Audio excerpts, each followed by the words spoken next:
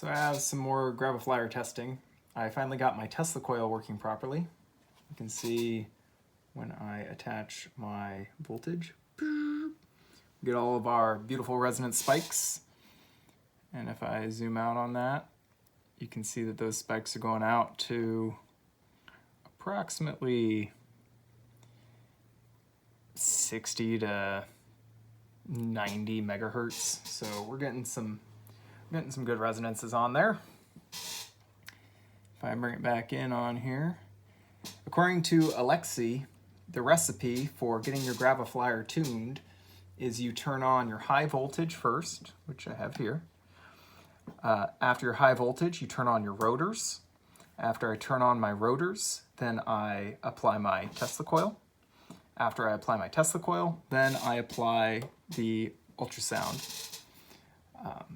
So I'll go through the steps and show you guys what it looks like. So first things first, turn up my high voltage.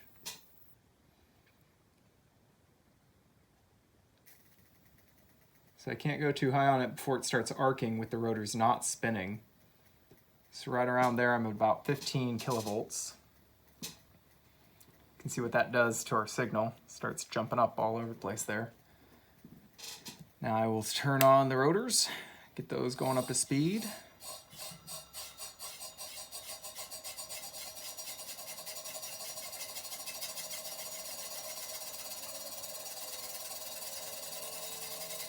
Now I have it set to speed up to 2,500 RPMs on the bottom, 3,000 RPMs on the top.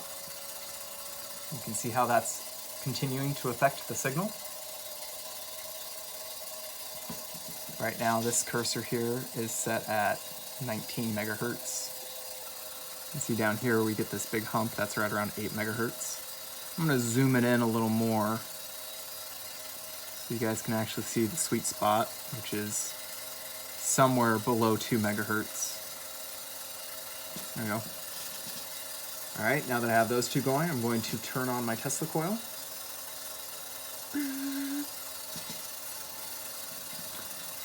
Now, with this, I can tune that with my variable air capacitor here that I have set to the secondary.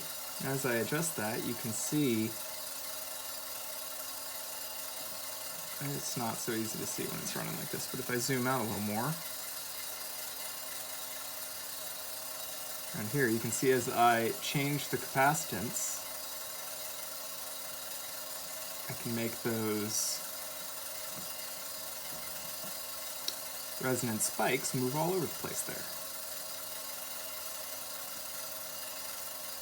Which is good because I think I'm trying to line up all these resonances from the high voltage, from the combination of the high voltage and the rotating magnets, that spinning ionic cloud there, with the resonances off the Tesla coil, with the resonances that I get off of my ultrasound here.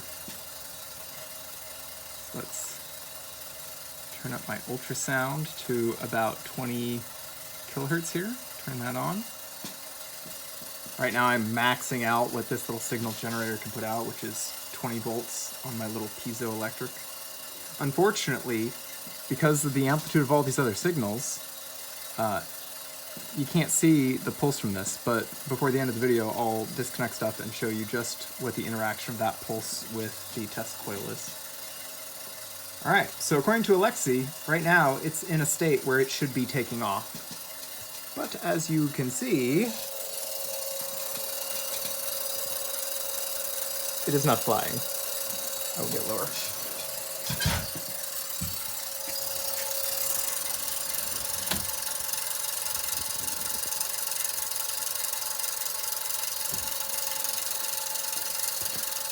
Now, as I go making all these adjustments up here, you'll see that the thing doesn't move whatsoever. I'm adjusting the variable capacitor on the Tesla coil, trying to see if there's any intersection of resonances that I can tune into. Might make it start bouncing around.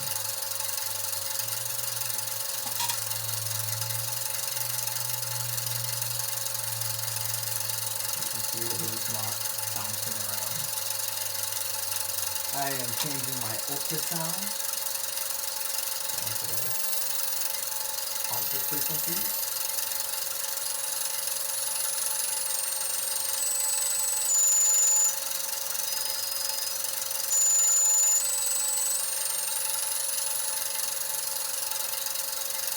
No jump squiggles yet.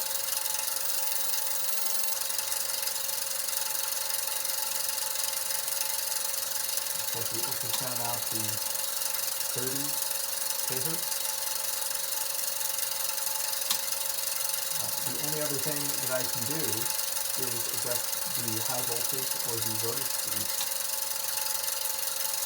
So I'm adjusting the high voltage and cranking this thing up to 20 kV, and it may start arcing inside there. Anything above 20 kV and my motors start arcing and my power supplies start going crazy, so there's a lot going on. Alright, so now that I have it set up to 20 kilohertz, I'm going to increase my rotor speed. Now if I increase the rotor speed too much, you're going to see it jump, but that's just from the drag from the eddy current from the magnetic plate with the mid plate. Start jumping in a second.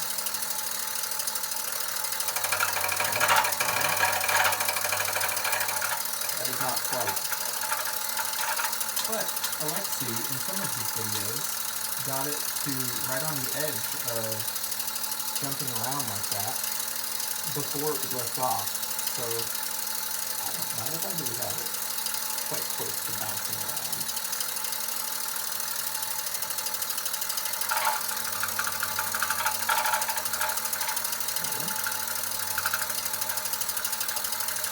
Now earlier I discovered that when I adjust my variable air capacitor on the secondary of the Tesla coil while it's in this near bouncing state, that it could cause it to start bouncing. Somehow it affected the drag.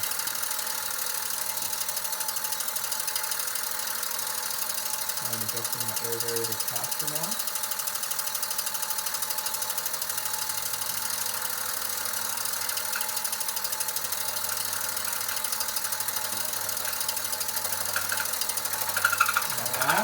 You hear that? You see that? I have not changed the rotor speed whatsoever.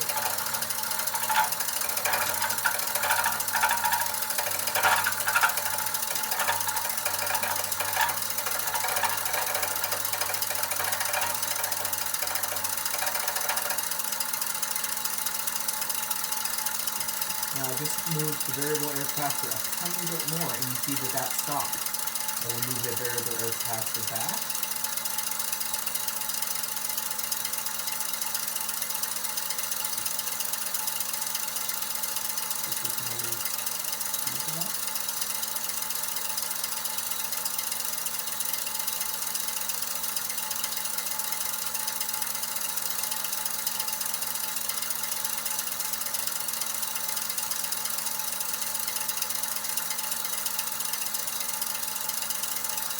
Very slight adjustments on it.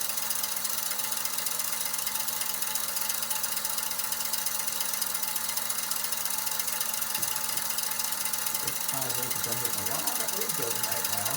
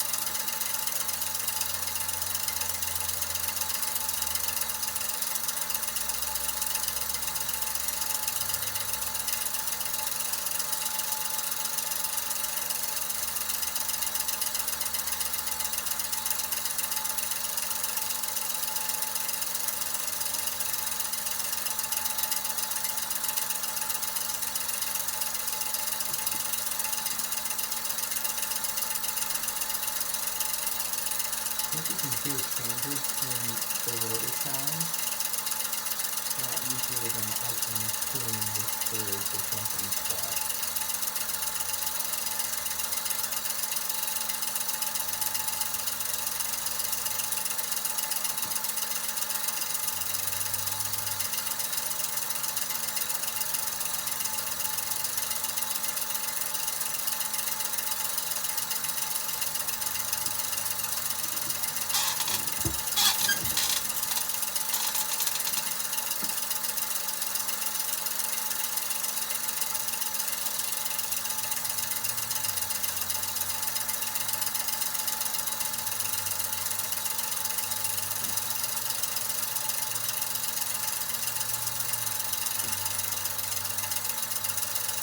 Another important observation that I often communicate is that a little bit ago when you saw it jump around, that was in the opposite direction to the eddy current. When I just spin up the rotors and it's spinning with eddy current, it rotates the opposite direction of what you saw.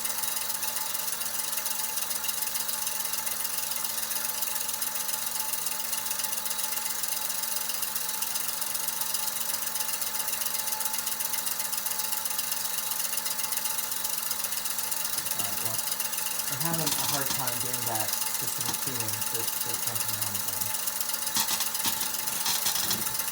But I'll come back up here and continue to show you the other things I was talking about, which is namely what it looks like when the ultrasound and the Tesla coil are interacting. So I'm going to power it all down, turn off that high voltage because the ozone is killing me, turn off my rotors, get a little quieter, then I will disconnect my Tesla. Alright, so now what you see here, this is the ultrasound.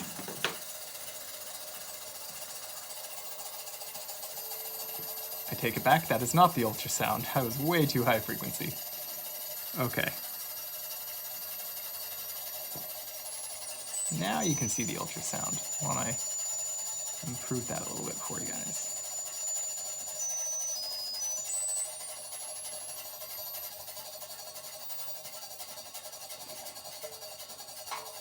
Now there are forward modes of resonance and reverse modes of resonance for the Tesla coil, the ultrasound, for everything that's resonating.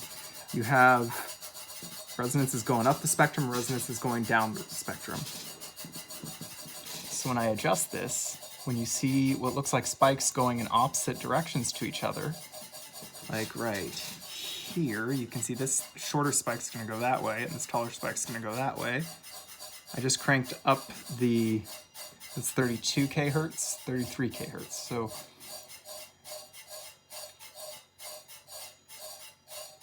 have no idea what the proper frequency for Alexi's flyer is, but I suspect it will be found wherever those upwards resonances meet the downwards, or the forward versus reverse resonances are intersecting.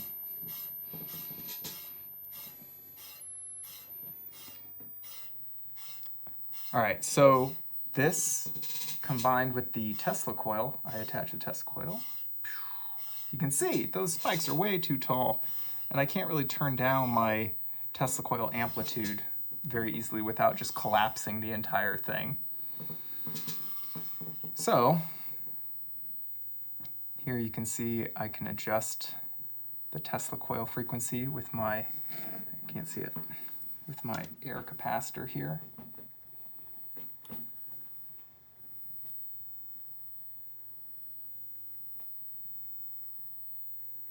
So if I zoom out on this, so you can actually see more of what's happening.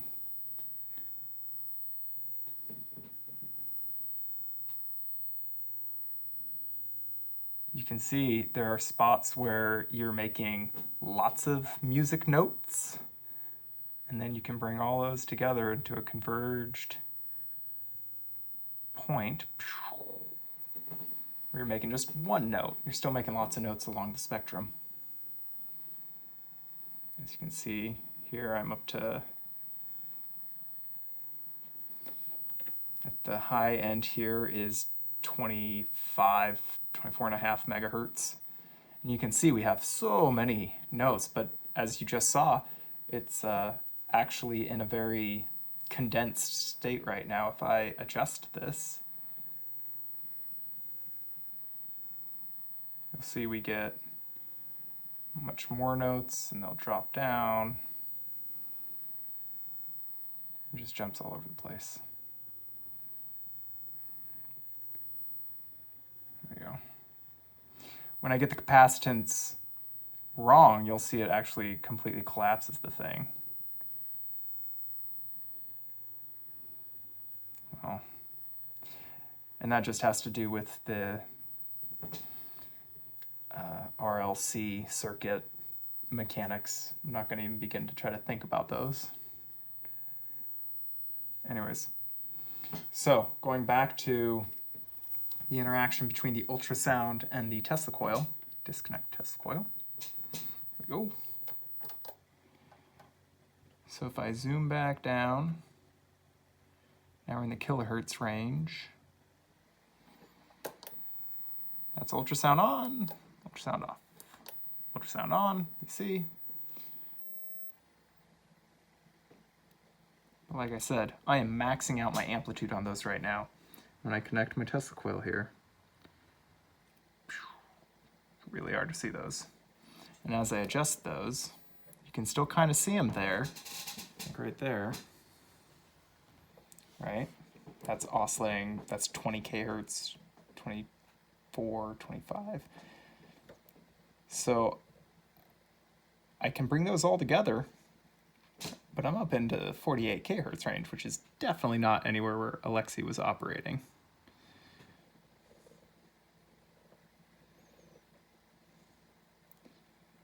Right down around here is where he was operating, and that's 20 kHz. That's 30 kHz. 30, 20. If I turn it off, this is just the background. There is, oh, no, that is just the background. I disconnected the Tesla coil. Connect Tesla coil, disconnect. These other humps that you're seeing here, I believe are from, what's that, 30.8 kHz, 18, 19.6. I believe those are from the background EMF from like power lines and stuff. Not a lot I can do about those. But I connect the Tesla. No, disconnect Tesla. I'm going to turn on the ultrasound. See, so you see where the spikes are. We're at 30 kHz right now. I'm going to bring those all together into as tight a group as I can. You can hear it there, see? So it looks like I can get those to converge right about there. I like convergence. Turn on my Tesla coil. Completely lost. I can adjust the Tesla coil.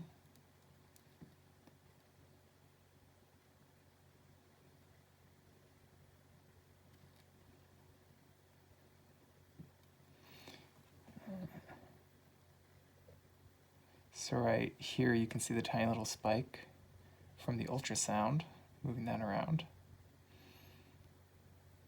So right now that spike is somewhere in the Tesla coil range at 27 kHz. But if I continue to adjust the Tesla coil range, see that right there's the spike from the ultrasound. What's that going to do me though?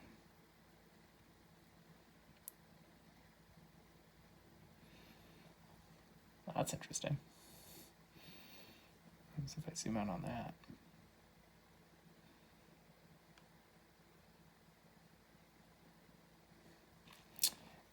Those are some nice spikes.